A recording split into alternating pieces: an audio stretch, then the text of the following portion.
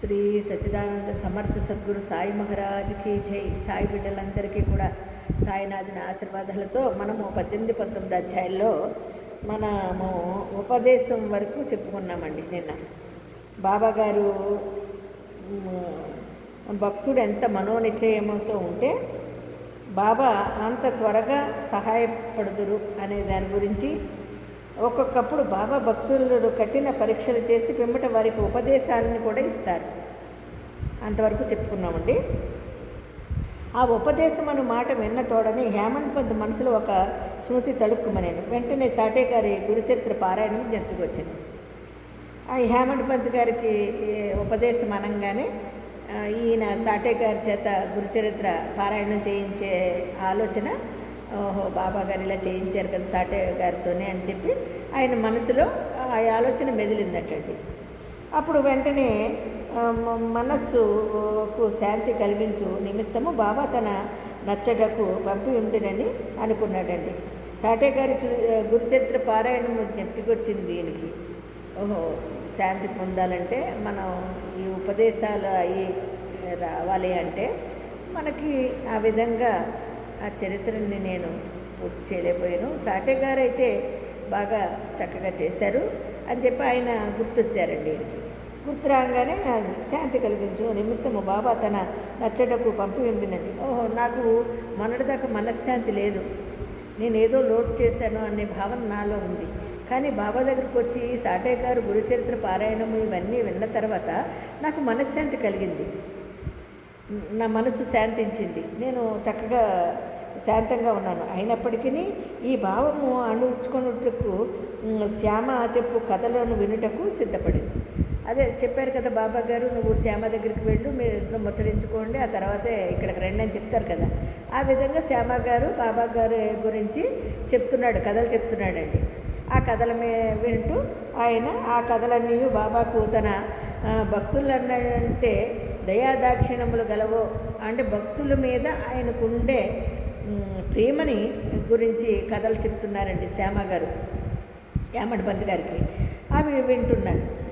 వాణిని వినగానే హేమంత్ పంత్కు ఒక విధమైన సంతోషము కలిగింది. అబ్బా ఇంత గొప్పగా ఉన్నాయా ఆయన చేసే ఇది, భక్తుల మీద అంత ప్రేమ బాబా గారికి అని చెప్పి ఆయన కూడా చక్కగా సంతోషపడ్డారండి. శ్యామ ఈ దిగువ కథను చెప్పతోడంగాను. ఏదది శ్రీమతి రాధాబాయి దేశ్ముఖ్ కథ. ఆ రాధాబాయి అను ఒక ముసలమ్మ ఉండేది. ఆమె కాశాబాయి దేశ్ముఖ్ గారి తల్లి. ఆమె పెద్ద వయసు ఆమెకి. బాబా ప్రఖ్యాతి విని ఆమె సంగమనేరు గ్రామ ప్రజలతో కలిసి, సంగమనేరు అనే ఒక గ్రామంలో వాళ్ళతో కలిసి షిరిడీకి వస్తుందండి ఆవిడ. బాబా గురించి విని బాబాను దర్శించి మిక్కిలి తృప్తి చెందుతుంది, చాలా సంతోషపడుతుంది. ఆమె బాబాను గాఢముగా ప్రేమించింది. ఆమె బాబా అంటే ఇష్టం, ఆమెకి చాలా ఇష్టం అన్నమాట. ఆమె బాబాను గాఢంగా ప్రేమించింది. బాబాను తన గురువుగా చేసుకున్నది. నా గురువు ఆయన ఇంకా అని అంత ఇష్టం పడిందండి ఆ బాబా అంటే. చేసుకుని ఏదైనా సరే ఉపదేశము పొందవలనని మనోనిశ్చయం పెట్టుకుందండి ఆవిడ. ఎలాగంటే బాబా దగ్గరికి వచ్చాను, బాబా గారంటే నాకు చాలా ఇష్టము, ఆయన ఆశీర్వాదం పొందాలంటే ఆయన దగ్గర నుంచి నేను ఏదైనా ఉపదేశం పొందాలి అని ఆవిడ నిశ్చయించుకుంటుందండి. నిశ్చయించుకున్న తర్వాత ఆమె ఇంకేమీ తెలియకుండాను బాబా ఆమె సంకల్పమును ఆమోదించక తనకు మంత్రోపదేశము చేయనిచో ఉపవాసం ఉండి చచ్చితనని మనోనిశ్చయముతో ఉండేది. ఆమె ఏమందండి అడిగింది, ఉపదేశాలు ఏం లేవు అన్నారు బాబా గారు. సరే అలాగే ఉన్న పక్షంలో నేను చచ్చిపోతాను కానీ ఆయన దగ్గర ఉపదేశం తీసుకోకుండా ఉండను అని ఆవిడ చాలా దృఢ సంకల్పంతో ఉందండి. అయితే ఆమె తన బసలోనే ఉండి భోజనము నీరు మానివేసి అట్లు 3 రోజులు గడిచిపోయిందండి. ఆమె ఏం చేసింది, ఆహారము నీరు కూడా తీసుకోకుండా 3 రోజులు ఉపవాస దీక్ష పట్టిందండి. ఆవిడ వయసేమో పెద్దది, ఆవిడేమో ఇలాగా అసలు మంచినీళ్ళు కూడా అంటాం కదా, అలా ముట్టకుండా ఉపవాస దీక్ష చేసిందండి. ఎందుకంటే ఆయన దగ్గర నుంచి ఉపదేశం పొందడానికి, బాబా దగ్గర నుంచి. ఆమె దీక్ష అన్నా పొందుతాను కానీ బాబా దగ్గర ఉపదేశం తీసుకోకుండా మాత్రం నేను ఉండను అని చెప్పి ఆవిడ దీక్ష పూనిందండి. అలా 3 రోజులు గడిచిపోయినండి. ఇదంతా చూశారు బాబాగారు. బాబాగారికి తెలుసు. కానీ శ్యామ ఆమె పక్షాన బాబా దగ్గరికి వెళ్ళి అడుగుతాడండి. చూడండి, భయపడి, ఆమె పట్టుదలకు భయపడి శ్యామగారు ఆమె పక్షమున బాబాతో ఈ విధముగా మాట్లాడతారండి. దేవా, మీరేమీ ప్రారంభించితిరి, నీవనేక మందిని ఇచ్చటకు ఈడ్చెదవు. ఓ దేవా, మీరేం చేస్తున్నారు అసలు? ఆ పెద్ద ఆమె గురించి మీకు తెలుసు కదా, పట్టుదల కలది. ఆమె 3 రోజుల నుంచి ఉపవాసం ఉంది. ఆవిడేదో ఉపదేశం పొందాలనుకుంది. మీరెందుకు ఆమెనికి దయ చూపించట్లేదు ఆమె మీద? మీరేమీ ప్రారంభించిదిరి, నీవు అనేక మందిని ఇచ్చడకు ఈడ్చదు. ఆ ముసలది నీ వెరిగియే ఉండు. ఆమె మిక్కిలి పట్టుదలగలది. ఆమె నీపైన ఆధారపడి ఉన్నది. ఆమె చచ్చు వరకు నిశ్చయించుకున్నది. ఉపవాసంతో ఉండి చచ్చిపోయినా చచ్చిపోతుందంట, కానీ ఉపవాస దీక్ష మాందంట నువ్వు ఉపదేశం ఇచ్చేదాకా అని చెప్పి శ్యామగారు బాబా దగ్గర అంటారండి. అన్న తర్వాత నీవు ఆమెను అనుగ్రహించి ఉపదేశం ఇచ్చినంత వరకు ఆమె తన నిరాహార దీక్షను మానదు. ఆమెకి ఏమైనా హాని జరిగినచో ప్రజలు నిన్నే నిందిస్తారు. ఆమె పెద్ద వయసు, ఆమెమో ఉపవాస దీక్ష మానట్లేదు, నువ్వేమో ఉపదేశం ఇచ్చేదాకా. కానీ నువ్వు చూస్తేనేమో చాలా నిదానంగా ఉన్నావు, నువ్వేమో ఆమెను పట్టించుకోవట్లేదు. ఇదేంటి దేవా అంటున్నాడండి శ్యామగారు ఆమెతో. ఆమె చచ్చిపోతే ఆ నింద నీ మీదకి వస్తుంది కదా బాబా, ఎందుకు ఆమెకి ఏదో చెయ్యి అని చెప్తున్నారండి శ్యామగారు బాబా గారికి. అప్పుడు ఉపదేశం ఇచ్చేంత వరకు ఆమె తన నిరాహార దీక్ష మానదు. ఆమెకి ఏమైనా హాని జరిగించో ప్రజలు నిన్నే నిందించెదరు. నీవు తగిన ఆదేశం ఇవ్వకపోవటచే ఆమె చచ్చినదని లోకులు అనుకునేదరు. కాబట్టి ఆమెను కరుణించి ఆశీర్వదించుము, ఆమెకు తగిన దారి చూపుము. ఆమె మనోనిశ్చయమును చూచి బాబా ఆమెను పిలిపించి ఈ క్రింది విధముగా బోధించిరి. సరే, ఆమె మనోనిశ్చయను ఆమె చేసే పద్ధతి అంతా చూసి శ్యామగారు రికమెండేషను, శ్యామగారు చెప్పడం వల్లను ఇంకా ఆమెని పిలిపిస్తారండి. ఎవరు? బాబా గారు పిలిపించి ఏం చేస్తారంటే, సరే అయితే అని చెప్పి, ఓ తల్లి, అనవసరమైన యాతనకేల పాల్పడితివి, నువ్వెందుకు అంత రిస్క్ తీసుకుంటున్నావు, నువ్వెందుకు దీనికి పాల్పడుతున్నావు, చావు కోరుచున్నావు, నువ్వెందుకు చావు కోరుకుంటున్నావు, నీవు నిజముగా నా తల్లివి. చూడండి బాబాగారి ప్రేమ ఎంత గొప్పదో. నువ్వు నా తల్లివి, నేను నీ బిడ్డను, నువ్వు నా తల్లివి. నా యందు కనికరించి నేను చెప్పినది పూర్తిగా వినుము. సరే, నా మీద నీకు కనికరం ఉంది కదా, నేను చెప్తాను విను. అయితే నీకు నా వృత్తాంతమంతను చెప్పేదాను. నీవు దానిని బాగా వినినచో నీకు అది మేలు చేయును. నువ్వు నేను చెప్పింది విన్నావనుకో, నీకు బాగా మంచి మేలు జరుగుతుంది. నాకొక గురువు ఉండేది, వారు గొప్ప యోగేశ్వరులు. బాబాగారు చెప్తున్నారండి ఆమెకి, నాకు ఒక గురువు ఉన్నారు, ఆయన పెద్ద యోగేశ్వరులు. మరి ఆయన దయార్థ హృదయులు కూడా, మంచి ప్రేమ గల హృదయం గలవారు. చాలా కాలము శుశ్రూప చేసి, అంటే నేను సేవ చేసుకుని, కానీ నా చెవిలో వారు ఏ మంత్రము వదలేదు. నాకు గురువుగారు ఉన్నారు, ఆయన చాలా మంచి వ్యక్తి, మంచి హృదయం గల ఆయన. అయినా సరే ఆయన ఈనాడు నా చెవిలో ఒక మంత్రం కానీ ఉపదేశం కానీ ఏమి ఇవ్వలేదు. నేను ఆయన సేవ చేసుకున్నాను, వారే మంత్రము వదలేదు. నాకు వారిని వదిలిపోవాలని లేకున్నాను, ఆయన వదిలి వెళ్ళాలని నాకు అనిపించలేదు నాకు. కానీ నాకు ఏ ఉపదేశము ఆయన ఇవ్వలేదు, నేను అడగలేదు. నేను వారితోనూ ఉండుటకు, వారి సేవ చేయుటకు, వారి వద్ద కొన్ని ఉపదేశములను గ్రహించుటకు నిశ్చయించుకుంటుని. నాకు వారు ఏ ఉపదేశం ఇవ్వలేదు, నేను వారి నుంచి అనుకోలేదు. కానీ వారి సేవలో ఉంటూ వారు చేస్తున్న పనులని నేను అబ్జర్వ్ చేసుకున్నాను అంతే. కానీ వారి మార్గము వారిది. వారు నా తల గొరిగించిరి, నా నుండి 2 పైసలు దక్షిణ అడిగిరి. నేను వారితోనే ఉంటకు, వారి సేవ చేయుటకు, వారి వద్ద కొన్ని ఉపదేశములను గ్రహించుటకు నిశ్చయించుకుంటుంది. చూడండి, ఆ తల్లికి చెప్తున్నారు బాబాగారు, నేను మా గురువుగారు ఉన్నారు, ఆ గురువుగారి దగ్గర సేవ చేశాను, కానీ ఆయన నుంచి నేను ఎప్పుడూ ఏం అడగలేదు. కానీ ఆయన దగ్గర ఉండడం వల్ల ఆయన దినచర్యలను కానీ ఆయన చేసే పద్ధతులను కానీ అలా చూస్తూ నేను కూడా ఆ విధంగా అంటే శిష్యరకంగా చక్కగా సేవకుడిగా ఆయన అబ్జర్వ్ చేసుకుంటూ ఉన్నాను నేను. అర్థమవుతుందా తల్లి నీకు అని చెప్పి బాబాగారు చెబుతున్నారు. కానీ వారి మార్గము వారిది.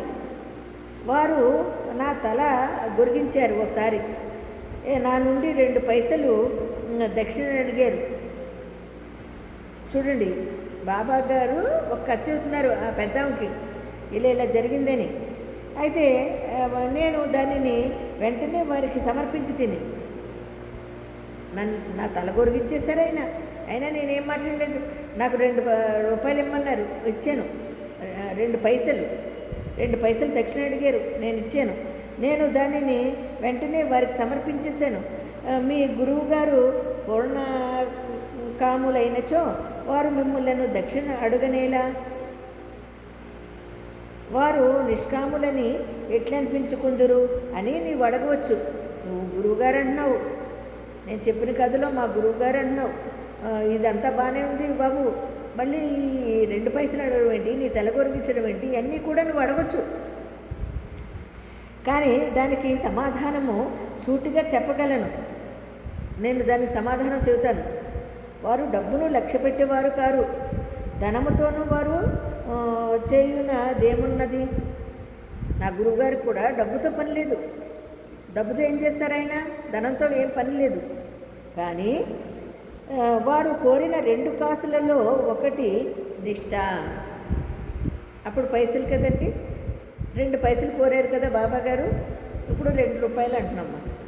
అంటే శ్రద్ధ సబూరి అంటే ఒకటి నిష్ఠ, రెండవది సంతోషముతో ధైర్యంతో కూడిన ఓరిమి, శ్రద్ధ సబూరి. ఇప్పుడు మనము చెప్పుకుంటున్నామండి శ్రద్ధ సబూరి. ఆ 2 కాసుల్ని అడిగారు. అవి అలా చెప్పారు ఆమెకి. నేను ఈ శ్రద్ధ సబూరిని అడుగుతున్నాను. ఈ 2 కాసులు అవి నా గురువుగారు నా దగ్గర నుంచి కోరుకున్నారు. ఒకటి నిష్ఠ, రెండవది ఓరిమి. నేను ఈ 2టిని వారికి అర్పించి తిని వారు ప్రసన్నులైరి, వారు చాలా సంతోషపడిరి. నేను నిష్ఠని ఓరిమిని కూడా ఆయనకి సమర్పించుకున్నాను. ఆయన ఏం చేసినా కూడా శ్రద్ధాభక్తులతో నేను ఆయనకి సేవ చేసి, ఆయన చెప్పినట్టుగా చేసి, ఆయన ఏ విధంగా చేసినా కూడా భరిస్తూ నేను అంతా ఓర్మితో నిష్ఠతో ఓర్మితో ఉన్నాను. అంటే ఓర్పుతో విశ్వాసముతో ఉన్నాను అని బాబాగారు ఆమెకి చెబుతారండి. నా గురువును అట్లు 12 సంవత్సరములు సేవించి తిని వారే నన్ను పెంచి పోషించిరి. భోజనముకు కానీ వస్త్రములకు కానీ నాకు లోటు లేకుండెను. వారు పరిపూర్ణులు, వారు ప్రేమమూర్తులు చెప్పవచ్చును. ఆమె ఆ ప్రేమను నేను ఎట్లు వర్ణించగలను? ఆయన ప్రేమను కానీ ఆయన చేసిన 12 సంవత్సరాలు సేవ చేశాను ఆయనకి. ఆయన ఎంత గొప్ప మహానుభావుడు అంటే నన్ను ఎంత ప్రేమగానో భక్తి శ్రద్ధలతో నన్ను చూశారు ఆయన. అంత పరిపూర్ణులైన వారు ప్రేమావతారమూర్తులు. ఆ ప్రేమను నేను ఎట్లు వర్ణించగలను? అంతే కదండి. ఇప్పుడు బాబాగారు మనమే చూపించే ప్రేమని మనం ఏ రకంగా తీర్చుకోగలమండి? ఏ రకంగా చూపించగలమండి? నిరంతరము ధ్యానములో నన్ను వారిని తదేకముగా చూచుచుండేడు వాడను. ధ్యానములో నేను మా గురువుగారిని తదేకంగా చూచుచుండేడు వాడను. ఆయన కళ్ళు మూసుకుని కూడా ఆయన గురువుగారినే ధ్యానించుకున్నాను. నా గురువుగారిని నేను ధ్యానించుకున్నాను. మేమిద్దరము మా ఆనందంలో మునిగి తేలిన వాళ్ళము. మా గురువుగారిని చూసుకుంటూ నన్ను చూసుకుంటూ మా గురువుగారు ఇద్దరం కూడా చాలా ఆనందంగా ఉన్నాము. మేమిద్దరము ఆనందంలో మునిగేడవరము. రాత్రింబవళ్ళు నిద్రాహారములు లేక నేను వారి వైపు దృష్టిని గిడ్చి తిని. నాకు నిద్రాహారాలు ఉండే కాదు, నా గురువు గారిని తదేకంగా చూడాలనిపించింది. బాబాగారు అన్నారు కదా, ఇప్పుడు కూడా మనకు చెప్పారు, నువ్వు నన్ను చూస్తే నేను నిన్ను చూస్తారా అని. అదేనండి ఆ దీక్ష, ఆ ధ్యానము బాబా మీద పెడితే మనకి ఎటువంటి బాధలు ఉండవు, ఎటువంటి ఉపదేశాలు అవసరం లేదు. ఇది చాలండి. బాబా మీదే దృష్టి పెట్టడము, బాబా నామస్మరణ చేసుకోవడము, అదే ధ్యానం. ఇలా రాత్రింబవళ్ళు నిద్రాహారములు లేక నేను వారి వైపు దృష్టిని గిడ్చి తిని. వారిని చూడనిచో నాకు శాంతి లేకుండెను. వారి ధ్యానము, వారి సేవ తప్ప నాకు ఇంకొకటి లేకుండెను. నాకేం అవసరం లేదు, ఇంకా నా గురువు గారిని తదేకంగా చూసుకోవడమే నాకు కావాలి. వారే నా ఆశ్రయము. నా మనస్సు ఎల్లప్పుడూ వారి అందే నాటుకుని ఉండేది. నా మనసు ఎప్పుడు అటు ఇటు పోయేది కాదు. నా మనసు ఎప్పుడు నా గురువు గారి చింతనలోనే ఉండేది.